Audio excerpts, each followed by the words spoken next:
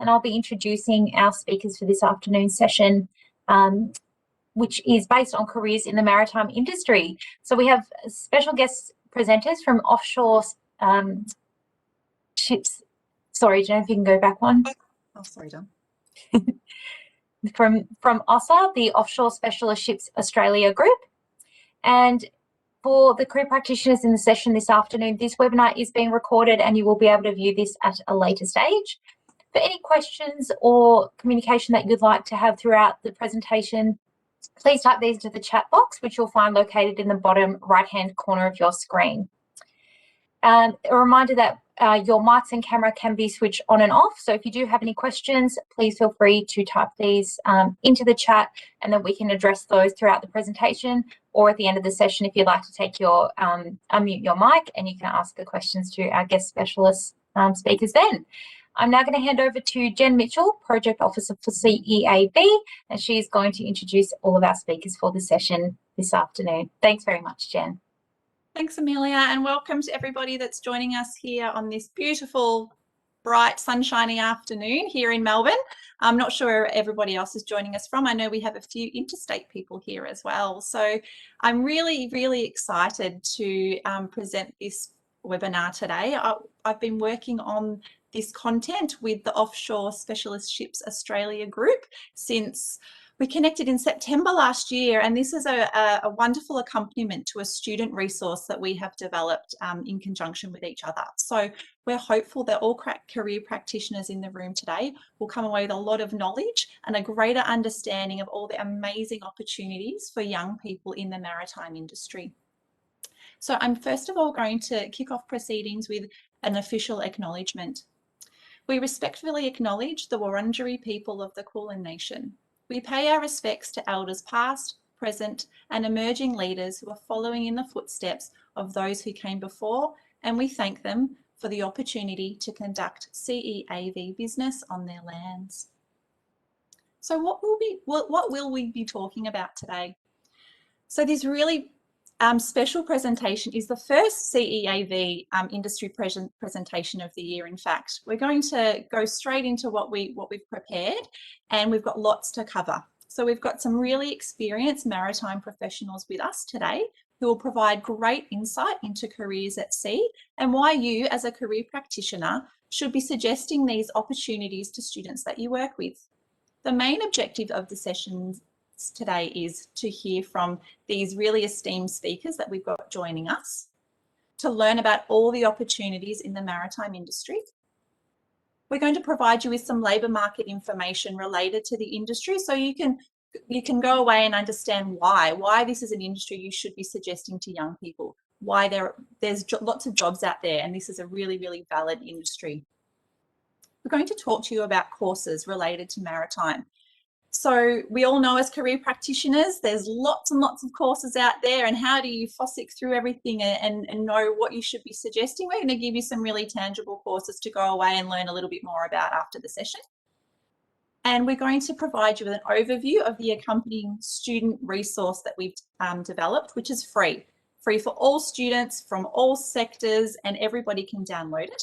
And we're also going to give you first access to register students for the student webinar that we're running next Thursday with these same group of maritime professionals, so students can hear this wonderful information too. So just a reminder, if you could just mute your microphone, and if you've got any questions, as Amelia has said, just type it in the chat box and we can address them throughout the presentation, or there is a formal question and answer section at the very end of the presentation if you'd like to ask a question then too. So without any further ado, I'm going to kick off and welcome our group of specialists from OSSA. So that's the abbreviation for Offshore Specialist Ships Australia. And our first speaker today is Ross Brewer, and he's the chairman of OSSA. So I'd like to welcome Ross. Ross, if you want to pop your mic on, you can get things underway. Thank you. Thank you very much, Jen. That's just great. And on behalf of OSSA, welcome to everybody. And we hope what we're about to show you will give you a very clear understanding of the excitement and the opportunities for careers within the maritime industry. Now, I guess the first question is, what is the maritime industry? Now, the maritime industry is a wide-ranging area of activity, but primarily we're talking about careers and jobs that relate to working on ships at sea, on the coast and on international voyages, and ships that work within ports and harbours. Now, this is not only at sea, but it also includes working on the land and in offices, etc. There are a number of different sectors in this industry, and a lot of them you will know. But for example, merchant navy. Now, that's all the commercial shipping. That's cruise ships, container ships, etc. There's ferries and harbour charter boats. You'll have seen those around all the major cities, very much part of the maritime industry. The fishing industry, a huge industry, very important for Australia. And then there's just general workboats. And again, to get onto these workboats, it's just wonderful to be out there on the water. Super yachts. And there's a lovely photo there of a super yacht up there coming under the harbour bridge. And the yachting industry, the motorboats, is a very big part of the maritime industry. Thanks, Dan. Now, the Royal Australian Navy. The Navy is a very big part. Again, we have all around Australia Navy. They are certainly looking for a lot of recruits coming up. Now, why is the maritime industry so important? Well, if you look at it from an Australian point of view, 10% of the world's sea trade passes through Australian ports. Now, that's huge. We're only a relatively small place in the world, but that is a very, very big proportion. Even more impressive potentially is that our coastline is over 60,000 kilometres in length, but our search and rescue region covers more than 10% of the Earth's surface. That stretches almost to the coast of Africa and down to the Antarctic. So a huge array of water for us to be responsible for. And per capita, we have more cruise passengers than any other nation, making us the 4th largest cruise market in the world. And no country is entirely self-sufficient. Every country relies on maritime trade to sell what it has and buy what it needs. Thank you. Now, in addition, the maritime industry, an extremely important source of food, the fishing industry. Now, very, very important for Australia, has been since time began, will be going forward. Energy. Just off the coast here in Victoria, with the first offshore oil and gas wells drilled some 50 odd years ago. That is a major, major part of Australia's value. Transportation. We can't always rely on land transportation or air transportation, as we've said. Australia's need for sea transportation is huge, and it's growing, as is the leisure industry. Now, there are more and more boats coming into around Australia. There's the super yachts. There's people that just want to go out and cruise. People just want to go out and do fishing. A very big and important part of the maritime industry.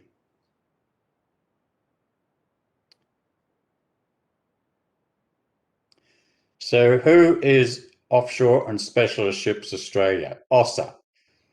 Don't forget it. We were formed in 2017, and initially we started to look at the collection and preservation of memorabilia associated with the specialist industry of the maritime area. Having said that, we then found that there is a need for young people to come into this industry. Not enough people know about the excitement that working in the industry can generate for people. So our ambition is not only to publicly preserve, collect and display memorabilia, but it's to educate everybody about the importance, the value and the careers that this industry does provide to all Australians. Thanks, Jen.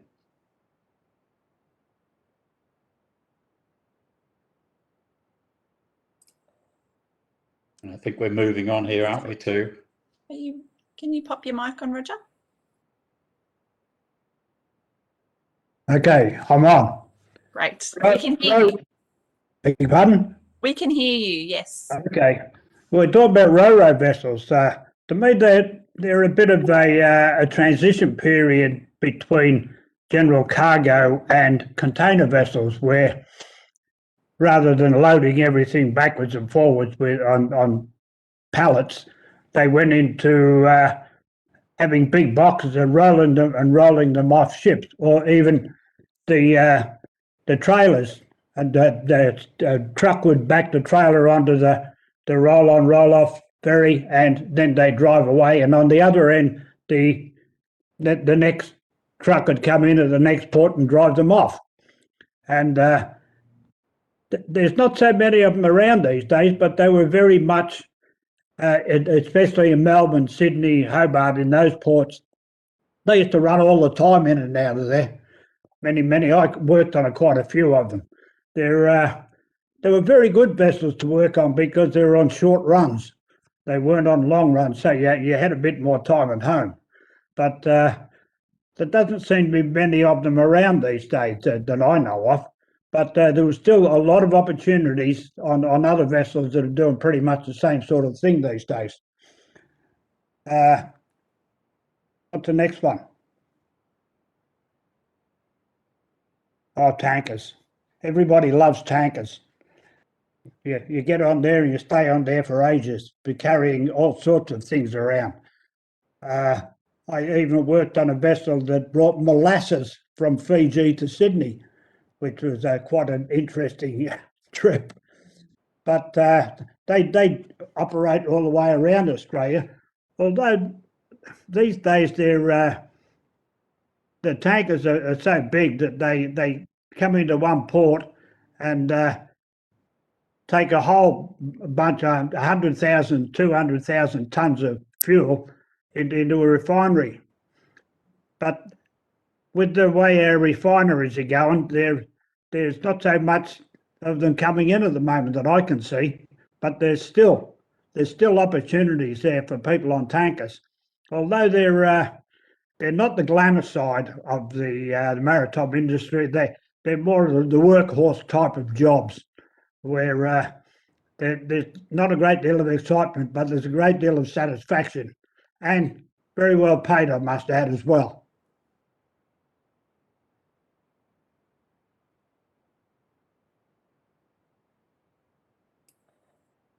Thanks, Roger. We'll hand over to Peter now. Hi there, everyone.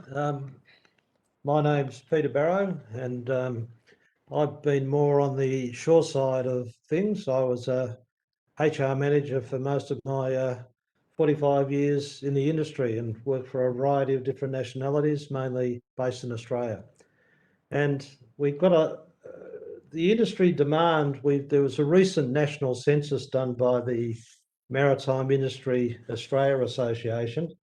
They're the major representatives of ship owners and operators in Australia, based in Melbourne, but basically national wide.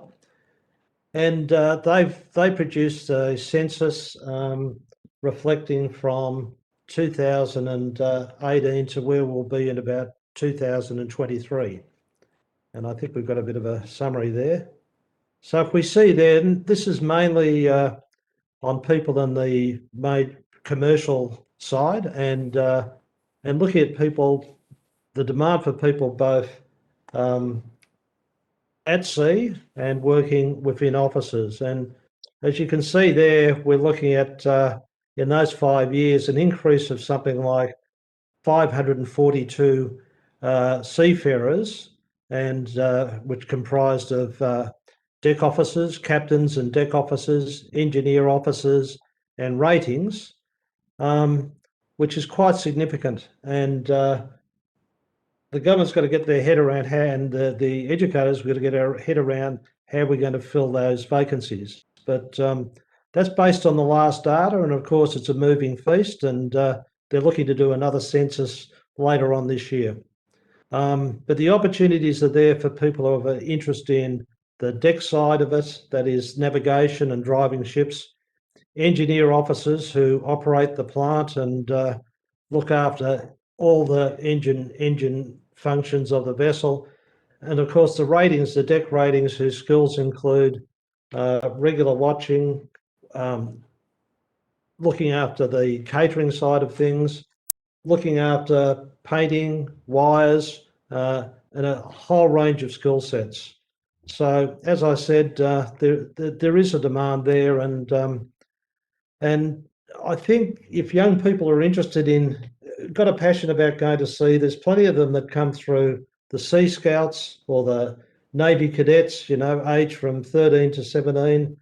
Different sailing clubs in Melbourne, like Sandringham, who have a huge programs for young people, or the Sea Scouts down at Albert Park Lake, where they learn to sail on the water. So there's plenty of opportunities for kids if they're interested.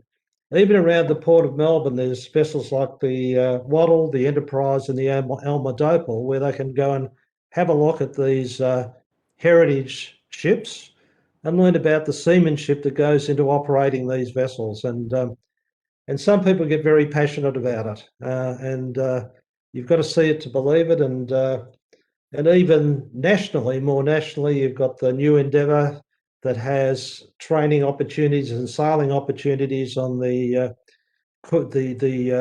reconstruction of Cook's old vessel, of course, and the Lewin in Western Australia. So there's plenty of sailing opportunities for young people as well. So I always, as a HR person, I was always interested if young people had an interest in this sort of opportunity. So that's about all for me, and I think I can hand over to Ian now. Yeah, we're actually going to show a short video now. So this is a video that one of our presenters, Ian, he's in the room today and he'll be speaking in a moment, but he's put together a short video, and I'm going to try my best to make sure it plays. So let's give it a shot. Mills and Dave, can you give me the thumbs up when it's going?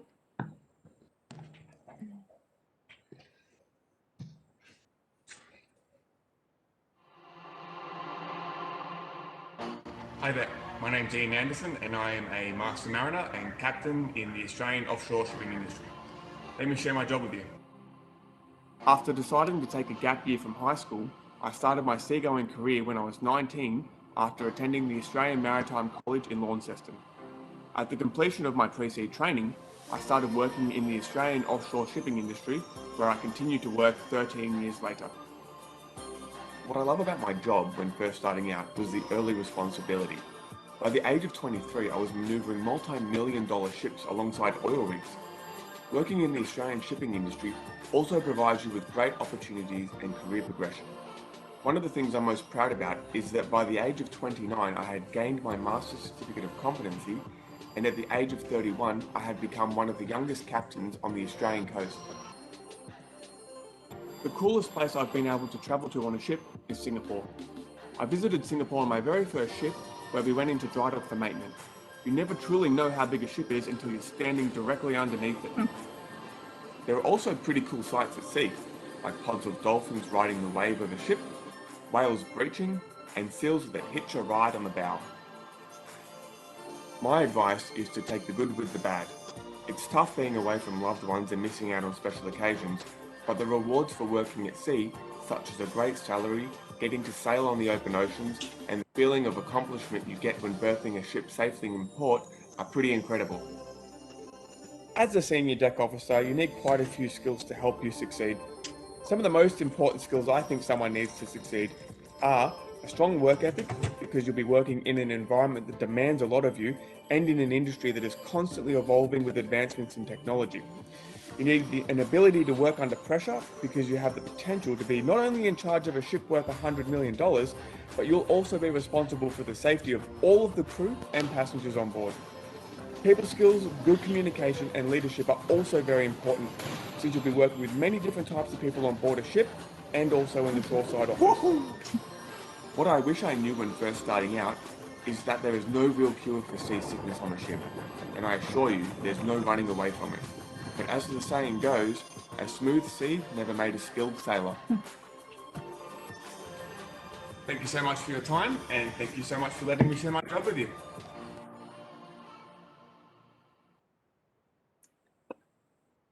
Thank you, Ian. Now, just for everybody that's in the room, that video is actually available in the student resource. Sorry, I'm just fixing this up so we can all view the slideshow properly now. It's available in the student resource. So you will have a link to it when you download the resource. So you can share that short video with students. You can watch it again yourself if you need to, but I think it gives a beautiful insight into the amazing sites and activities you can do working in the maritime industry. So I'll hand over to you, Ian, if you want to proceed. Okay, thank you. Well, I've got one more slide to present. And as you can see there, this is a ship called the MMA Levique.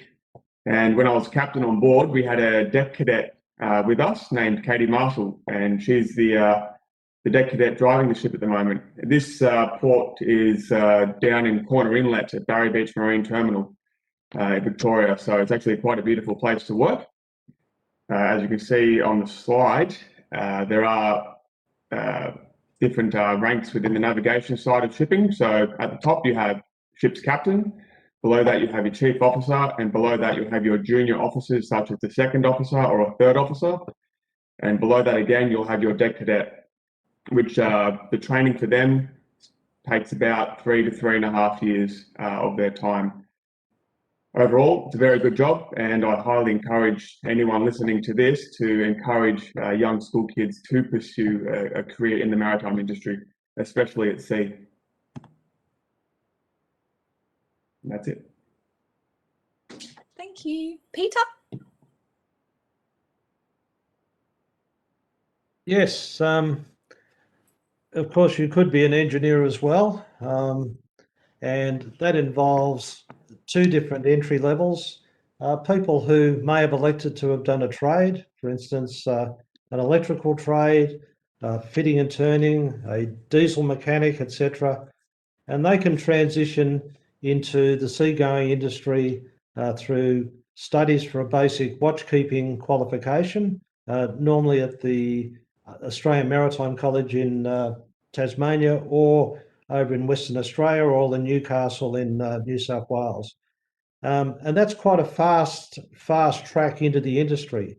On the catering side, you've got a happy ship is where there's a good cook. And it's often said that the 2 people most responsible for the morale on the ship is the master and, of course, the cook. Very important. And, of course, the stewards are in charge of ordering the providoring and the food, etc., and maintaining the cleanliness of the accommodation. And, of course, the cook, they're responsible in looking after people who've got all sorts of different dietary requirements while they're at sea. And like me, you can work in an office, and the beauty about my job was I had plenty of time to get on the ships as well.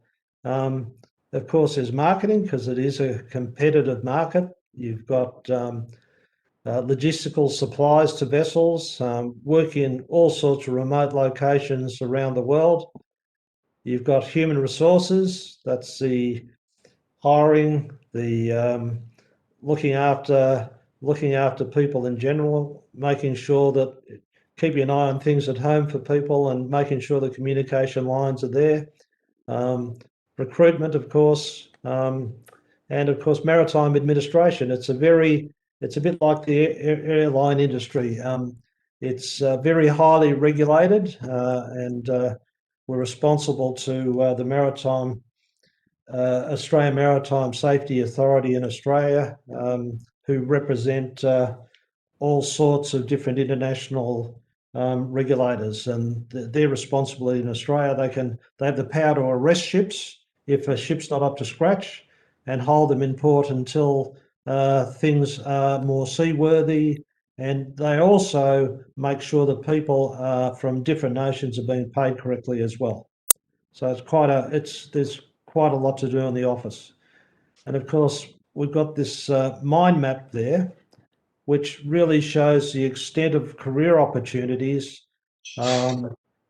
right throughout the whole industry. And we're talking about people who educate and train, the regulatory authorities I've just spoken about, Coast Guard, Maritime, incident investigation, surveyors, seagoing positions, which Ian and I have just spoken about, ship management, you know, the whole range of looking after ships, making sure that the technical people and the operations people on shore are on top of things, liaison with your clients, and of course that huge variety of ship types that are in our industry, both offshore and inshore around the ports. So this mind map gives you a great insight into the maritime industry, merchant shipping, and of course the Navy as well. Thank you so much. And just to all the career practitioners in the room, again, this pathways map, or the mind map, is also featured in the student resource. So it's really fantastic because each job title you click through and read about the job. So you can go away and use this with students when you're working one-on-one in groups or in classrooms, or if they have an interest, you can send them this hyperlink and then they can click through and read about all the jobs listed here by going direct to the OSSA website. So thank you for that, Peter. And now, Reg. Yeah, can you hear me? Can hear you, yes. Okay, well, my name's Reg McNee. I started out in the Merchant Navy, in the British Merchant Navy, as a young junior engineer, which took me to many different places. And I moved through my career up to chief engineer, then into a superintendent's job, and moved into the management side, ending up working in the offshore oil and gas industry for the world's largest supply boat company, and spent most of my time outside of Australia. I've been back here now almost 5 years. So I really appreciate the opportunity to, along with the rest of our group in OSSA, to pass on to you some of the things that you can find and some of the advantages in a career at sea. I want to make the point that work is not just in Australia. There's lots of opportunities outside of Australia for professional mariners, which and certainly there's a lot of interest there. So when we talk about the skills at sea, these are some of what we believe are the key factors that your students would need to focus on in order to be a good mariner. So if you look at the seaside, Ian has touched on some of them, judgment and decision making. Now that goes equally for both deck and engine department. A strong work ethic. You've got to work as part of a team, but also you've got to work on your own. You know, the days of large crews on ships have gone, so you've got to be a self-starter. Very much be able to work on your own, and as Ian has said, you've got to be prepared to be away from home for a while. Active listening is very important. There's a chain of command on a ship, and you always must work within that chain of command. Strong communication skills. I mean, some of the ships you might only find that there are, and I've sailed on ships where there were only 2 English speakers. So you've got to learn to be able to communicate. Instructing and teaching, that's an ongoing thing. All the time that you're sailing, you're showing people and you're guiding and directing them. And depth of perception, remember a very important thing is when you're out in the Ogden, that's the ocean, you're on your own. You can't pull into a garage. You've got to problem solve, sort out problems, communicate if you get into trouble. Ships are designed so they've got redundancy systems in them, but you've still got to make sure it all works. And if you're in really bad weather and that engine fails on you, then it can get pretty serious. Moving on to the shore side, again, we mirror some of these. Strong communication skills, very important. Delegation, to be able to, I think Robbie used to call me as being democratically autocratic. I'm still trying to work out what that means, but That's delegation. Teamwork, definitely part of a team. In presenting, you've got to be able to problem solve and also to report back at the end of each voyage. There's a fair bit of documentation required, and team management, again, working together. So we'll move on to the next slide, Jen. Yep. Now, as we mentioned before, time away from home. You're away, and in many places that you are in, I guess now with satellite communication, you're able to communicate back, but it can be very limited out there. And of course, it's not. You're outside of cell range, so you're on your own to a certain degree. So you've got to be used to being away, and of course, as you move through your career, it becomes more and more challenging for you when you get a partner and a family comes along. These things you've got to take into consideration. Motion sickness, very important. You're no good out there if you get seasick all the time. So, and that's something that a lot of people don't really. I was fortunate in that it didn't really affect me, but depending on the size of the ship, it can be. Some people are chronically seasick, and they're the ones that can't make it at sea. But most people are able to get by these days. Physically demanding, certainly. Ships are a moving platform, so you've got to understand that you can be rolling around. When we worked in Bass Strait, and we were doing anchors on deep water drilling rigs and construction barges,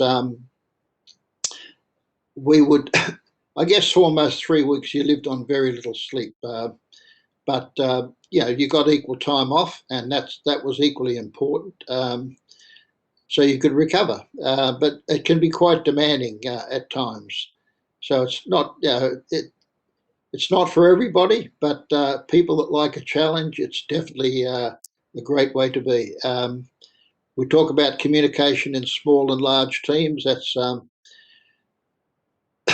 a prerequisite for being on a ship. You might be down to 4 or 5 people, or you might have 20, 25, 30. It depends on the type of ship, or a passenger ship, a lot more. And team player, again, ships are not a place where you've got a lot of individuals running around. Definitely, you've got to work as part of a team. So moving on. Yeah, I talked about some of the bad things, but there is some good things. Travel, that's it certainly opened my eyes to be able to get outside of Australia and see some of the places. Some of them weren't so great, I must say. But overall, you certainly get an opportunity to go to see to many different ports. You don't spend, as Roger mentioned, when we're on oil tankers, you get to a port, but it might be 10 kilometres off the coast. But you do get the opportunity to travel and meet with people. It does broaden your interests and educate you. Long holidays here in Australia, we enjoy pretty good conditions. We get equal time on and off, plus a little bit more. The salaries are very well. You're very well compensated, and that certainly is a considering factor for people going to sea these days. There is a clear, structured work path progression all the way through up to master and to chief engineer. It's there. So you take the time out to study, make the effort, and you will move up the ranks. And as I said before, there's nothing better than coming back after a voyage and, the ship's back alongside, a sense of achievement of what's been accomplished. That's it on that one, Jen. Yep, moving on. So we're handing over to Rob now. Would you like to unmute your mic? Yes, good afternoon to you all. My name's Rob Anderson. I've been a seafarer for my whole working life since I left school. And started off as a deck cadet, I guess, and then through to shipmaster. And I'd like to offer you the thought that if you if the work that you do is something that you love and enjoy, then it's not really work at all. And I discovered that I really enjoyed my job, really enjoyed my work. And in actual fact, it became very easy to do. If something's very easy to do and you enjoy doing it, you're usually very good at it. It's easy to do the study. The study has some sort of direction, and it's easy to see the progression as you move ahead. In my case, it was to be a captain. I saw one day when I was a kid, and I looked up there and with these brass buttons, and I thought there's only one job to have around here, and that's the one I want. So I set my focus on that, and away I went.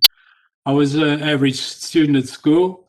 I didn't have much of a focus, but when I got to sea and found it was something that I enjoyed, I surged through all the courses and the study very easily.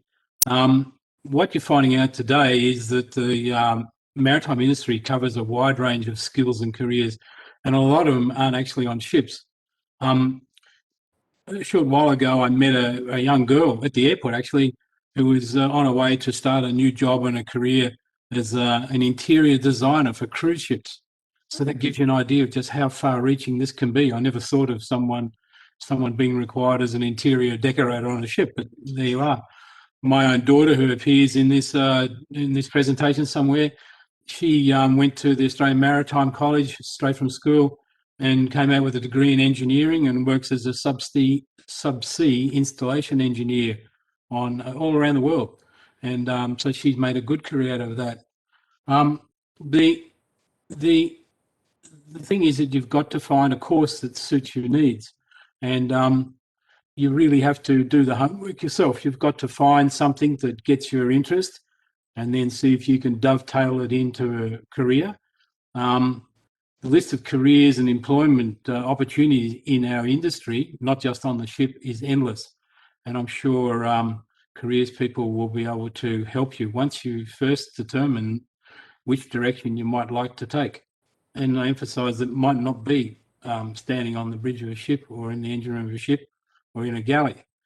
I recommend that if you go to some of the bigger institutions, such as the maritime colleges, they'll have a list of the courses that they generate.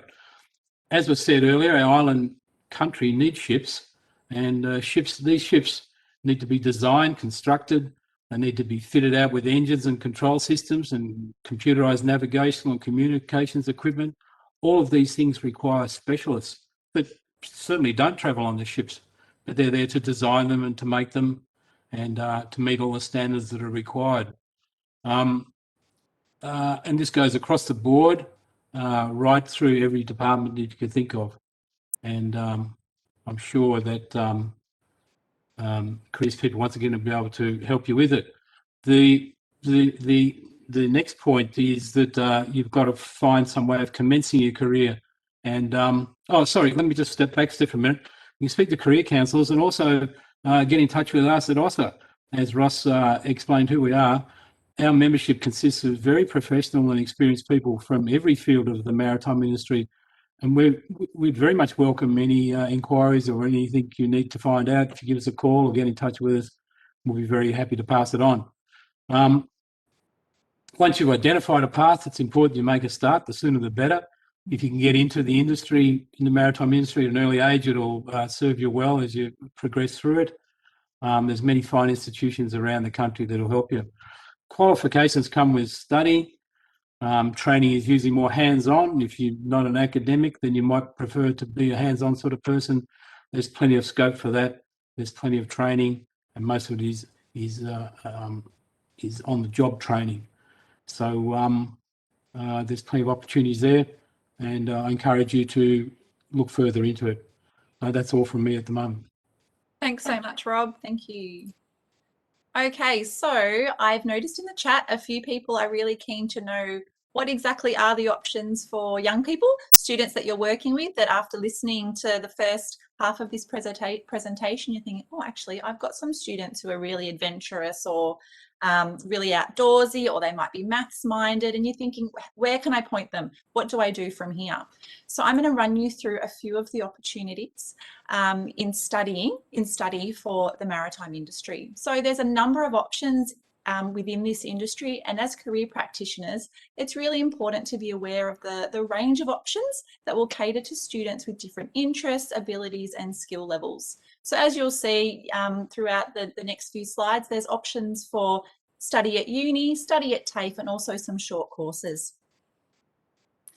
So the Australian Maritime College is one of the university options for students. So there are a number of tertiary institutes throughout Australia that offer study opportunities in maritime.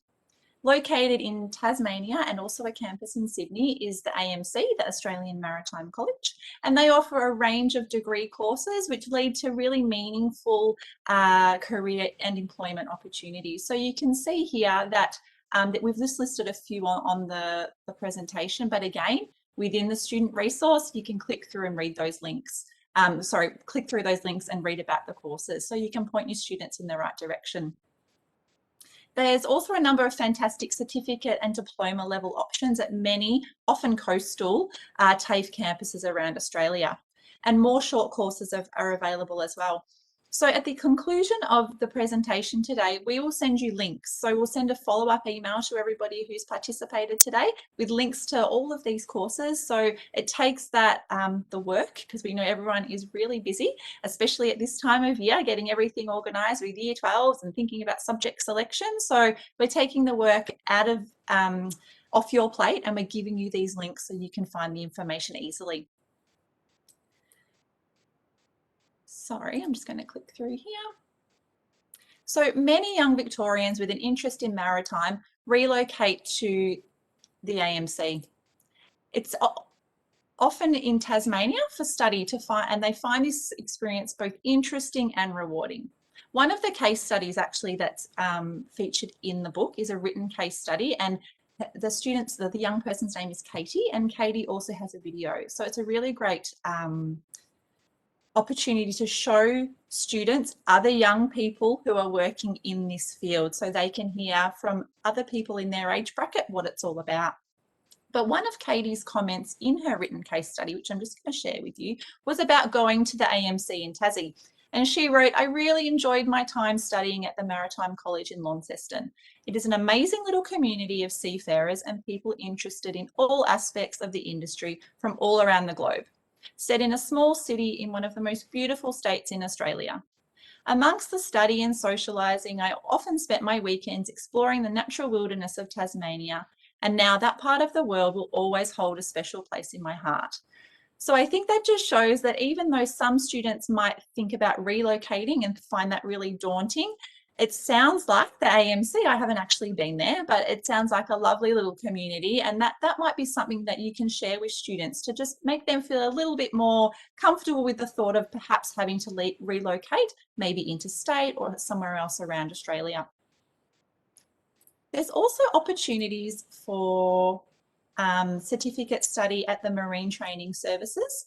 And this is an RTO that provides commercial marine qualifications in a range of courses such as coxswain, marine engine driving, and lots more.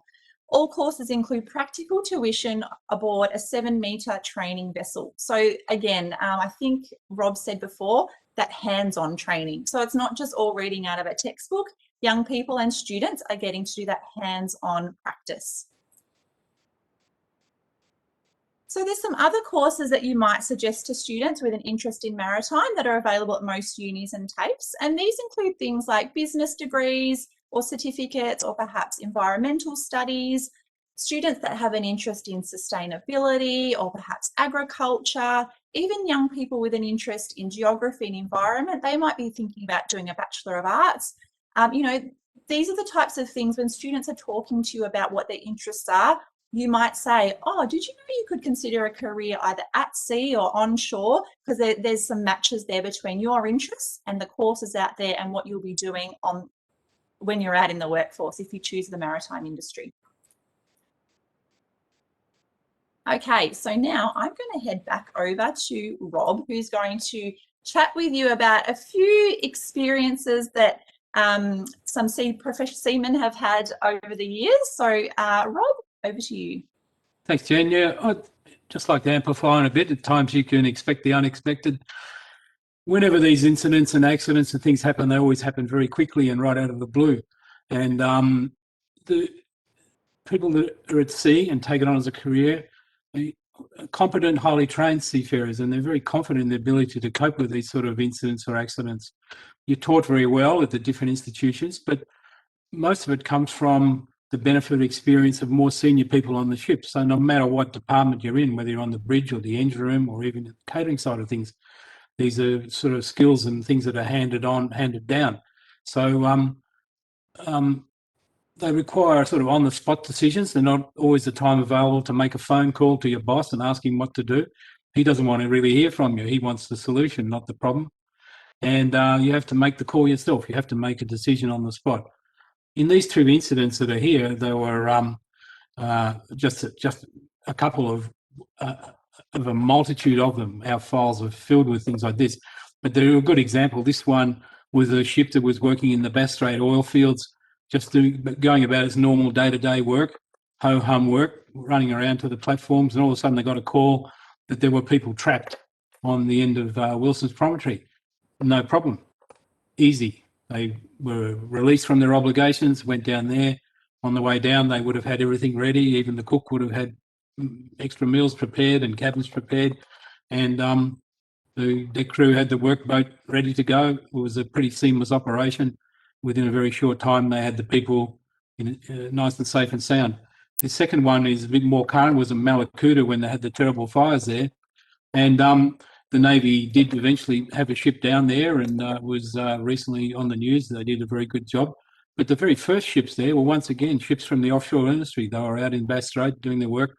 They were released immediately, went straight there. And you can read for yourself, they handled the case extremely well. They were highly regarded by both the people they rescued and also by the emergency personnel. On a ship such as this, or any ship for that matter, the master and the bridge officers will handle the navigation, the comms. The engineer officers, they have to get everything up and running and reliable. So that's all the propulsion systems and the electrical power. These ships use an awful amount of electrical power. It has to be ready, available and reliable. The deck crew had to have all the equipment such as cranes and boats ready and to get people on board and get boats alongside. Fortunately, as you can see, it was pretty calm weather. And the catering, the cook and the catering staff have to really ramp up their act and start to get things ready to be able to give people whatever food and drinks that they might need and look after them to very much a hotel standard. So there's clean bunks and everything that they need. And also the special needs of people, such as elderly people and children, have to be catered for. In the first instances, of course, this is quite challenging, but you'll find that the ships handle it quite easily. And any of these challenging situations, once they're over, give you an immense feeling of a great feeling of accomplishment. But also, just to hustle through it, it needs to be mentioned that behind the scenes, there's a lot of activity when these events occur. Both these events and also any other incidents or accidents, the office staff need to swing into action because they've got to ramp up all the crew requirements and perhaps extra crew members. Other staff in the office need to arrange for fuel and water supplies. They need to be discovered and somehow arranged.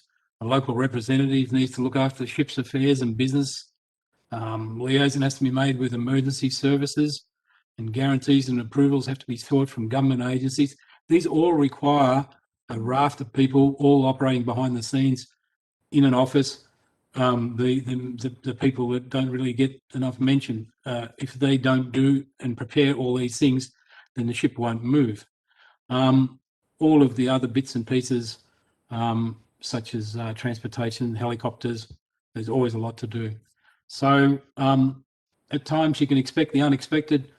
It's part of the job, and it sort of helps to make the job interesting. That's about all I have to say about that. Thanks, Jen.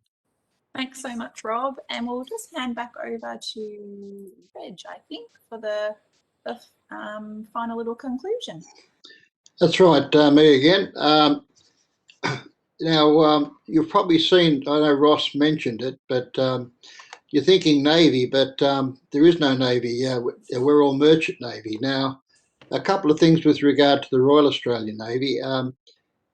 We did ask them if they wanted to participate, but they advised us that they have their own team and focus on careers separate to us. However, the Senior Naval Officer for Victoria, Commodore Greg York, is a member of OSSA, and John Goss, who's a Commander John Goss based here in Victoria, John tells me that they do have some retired naval personnel that they're able to go and visit schools and do a Navy presentation on careers. So we can certainly point you towards these naval guys if that's of interest, but we are Merchant Navy, very different.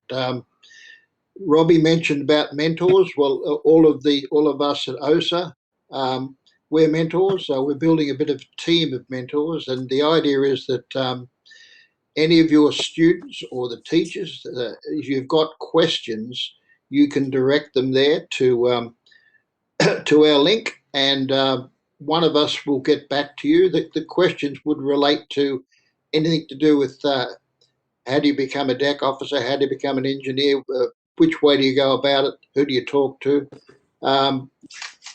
We have there are a number of ways of getting off to sea, and they're not all based here in Australia, but we can certainly steer you towards opportunities. And I guess speak to you on experience. Robbie has actually written a book, but I'm not sure it's. But that book is, which is available, and he's not paying me for this, but it does highlight some of the things within his career, because in that book some of us are all in there as well. But the point I make is that we're here to follow up. We made this in conjunction with Jen and her team, so that we could present the experience that we've had. It's not an industry that's that well known, and we can certainly give you a chance or your students a chance to think about a career. Just give us a call, and probably we'll have 20 or 30 mentors by the time we're finished, all ready to go. And that's it, Jen. Thank you so much, Reg, and to the rest of the OSSA team. It's been so insightful today. We're not quite at the end yet, so don't log off yet. There is an opportunity, if anybody has any questions, feel free to pop them in the chat box, or if it's something really pressing, you can pop your mic on if you like. I did have one question from somebody in the room, and they asked about work experience opportunities for students. Where would students look to do some work experience? Any suggestions from anyone from OSSA? Oh, I could start. Yep. Want to go? Yep.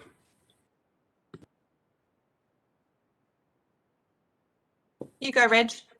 Okay. Well, the industry here in Australia is. You can hear me, okay? Perfectly. Yep.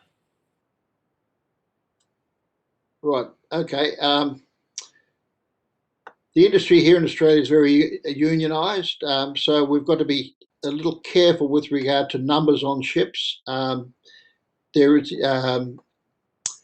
certainly when we ran Bass Strait, we were able to put some people on for overnight passages between us, the mainland and Tasmania, but it's not something that. The work experience is not so you go in the morning and come back at night. You've got to be out there for a while. So it's more about, and also today there's a lot of security associated with getting on board a ship. It's not just a question of wandering down and up the gangway. But having said that, these can be arranged. So we certainly would be able to organise a visit to a ship in port, so they can be escorted there and get some understanding of what it's all about. Yeah, amazing. Thank you. And I think that having that, the young people having the chance to just see a ship and see what it's like. And I think someone else mentioned before about Sea Scouts or Navy cadets and sailing clubs. That's probably another good way for young people to get a little bit of insight into. Jen, if I can just make it's Peter here. One of the things that I used to do, or we used to do in my role in HR, if we shortlisted people to take on and we're about to choose, we were very keen on getting people on board so that they could really understand the rhythm of life on board a ship. And we'd have them on board for up to a week. And we had people, senior officers, looking after them on board the ship. But the things that were the most challenging for some people was they're going to be out of their telephone range. They're going to be away from their boyfriend or girlfriend. And just learning that you're an independent operator. And of course, most people, they thought, well, this is a job for me. The motion sickness thing that Reg mentioned earlier as well. But, probably 80% of them really liked it. 20% thought, no, I'm not pursuing this. I want to be a desk jockey. So that's down the track when you're looking at shortlisting people. But you're quite right. I think the opportunities on vessels like the Almadopal or the Enterprise in Melbourne, or even going for a cruise on the steam tug, the Wattle, when it starts operating again, it gives you a bit of an insight. And I think some people come from a family background at sea. So anyway, the opportunities do exist. Thank you. And thank you to everybody for Jen, can I just add something else on to that? And that is that it's not just jobs at sea here that we're talking about. It's also in the office. And we can also help in finding opportunities within various offices for the kids as well. Great. And I guess that's where we, as career practitioners, they can reach out to OSSA, and you might be able to put them in touch with organisations that will take students on for work experience. So everyone has the contact details, and I think it's really evident today that Offshore Specialist Ships Australia are really keen to get young people involved. So reach out to them and ask for opportunities that your young people want to proceed with. So I'm really conscious of the time. 4:29. Can I get it done in 1 minute? Maybe 2. So the last thing I want to share with everybody is about the online student resource. So as you might remember, last year we developed a range of industry immersion resources. And what we've done now is we're starting to develop resources targeting particular specific industries. And the maritime industry is one of our first ones that we've released. And this is free for every single student at every single school around Australia. So the link has been, I've noticed it go through the chat there multiple times this afternoon. So please download this resource for use with your students. It contains lots and lots of real life videos like what we saw earlier with Ian, but from a number of different people working in different occupations at sea and ashore. So students, again, they can type their responses to the series of questions that accompany each video. So again, reinforcing that learning, and they're able to save these documents, and then they can send them off to you or another teacher perhaps for review. I'd encourage students to save into their e-portfolios, just so again, your students are developing that career action plan and showing what they're doing in terms of their career planning. There's also, as I mentioned, and I did a little reading from Katie's case study actually, written case studies, which are another way for those students who like to read to get an insight into what young people who are working at sea say about this really exciting, really rewarding, really challenging. And I must admit, working as a career practitioner, I probably didn't know a lot about this industry. And having worked through this resource and in the development of it, I've learned so much. And it's a really, really great, lots of great opportunities for young people. I myself get very seasick. So it's perhaps on the sea is not for me, but I could work ashore. And I guess knowing, that they want people with communication skills or technically minded people and young people who are, like I said before, adventurous, outdoorsy, really physical workers, all those types of jobs. So thinking about who in your cohorts could you suggest this job to? Labour market information is in the book as well. And of course, that really great interactive career map or mind map, which, as I said, has links directly to outlines of what each job involves. So that is where you can say to students, take this home, go have a read of it, click through and find out what interests you the most. There's also a really great table in there that talks about where you can study, the courses that are offered, and then direct links through to scholarships that are available. So again, encouraging students to be independent careers resources, taking these resources home, sharing them with their parents or guardians at home and having those discussions. So we all know that when young people are excited by something, they want to share that. So having something tangible to take away is a really, really great resource. Again, we've got the Job Outlook activity, directing students to Job Outlook to find out that really pertinent information about jobs, because we know young people do want to know, what will I be doing in a job? How much will I earn? How many jobs are in that industry? And all this information is in that fantastic resource of Job Outlook. We've got a few little short activities and an online quiz. So we're trying to make it engaging, fun, and also covering off that really important information. So finally, the last thing I want to tell everyone about is the student webinar. So next Thursday, the 25th of March at 11:30, we have a live webinar with these fantastic presenters that you've heard from today. So we would really love you to register students to log in live and listen. I would really love to see some classes logging in. You know, maybe there's a vet class or a VCAL class or perhaps a geography class. You know, you have a think about who's at your school, and maybe there is a cohort of students that this would be a really great accompaniment to their learning. So any student from year 7 to 12, if you'd like to register, you can just click the link in the chat box and we can send you the registration details. If for some reason they can't attend live, again, the recording will be made available after the fact, and you can share that with students. So that brings me to the end of the presentation, 4:33, so only 3 minutes over. So thank you for sticking around. And I really want to thank everybody here from Offshore Specialist Ships Australia.